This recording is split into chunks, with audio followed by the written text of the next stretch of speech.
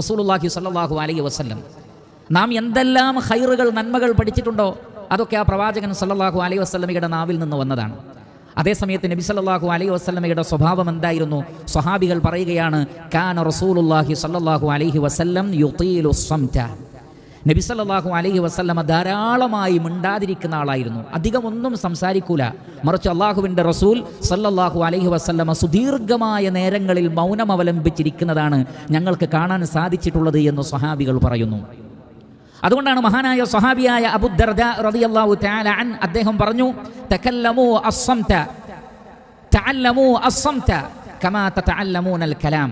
തഅല്ലമൂ അസ്സംത, നിങ്ങൾ മിണ്ടാതിരിക്കാൻ പഠിക്കൂ, മൗനം അവലംബിക്കാൻ പഠിക്കൂ. ഏതുപോലെ? കമാ തതഅല്ലമൂനൽ കലാം, നിങ്ങൾ വർത്തമാനം പറയാൻ പഠിക്കുന്നത് പോലെ, നിങ്ങൾ ഭാഷ പഠിക്കുന്നത് പോലെ, മിണ്ടാൻ പഠിക്കുന്നത് പോലെ നിങ്ങൾ മിണ്ടാതിരിക്കാനും പഠിക്കണം എന്ന് അബൂ ദർദാ റളിയല്ലാഹു തആല അൻഹു പറയാനുള്ള കാരണം അത് തന്നെയാണ്. അതുകൊണ്ട് സഹോദരങ്ങളെ, നന്മ മാത്രം പറയുക, തെറ്റായ കാര്യങ്ങൾ മിണ്ടാതിരിക്കുക.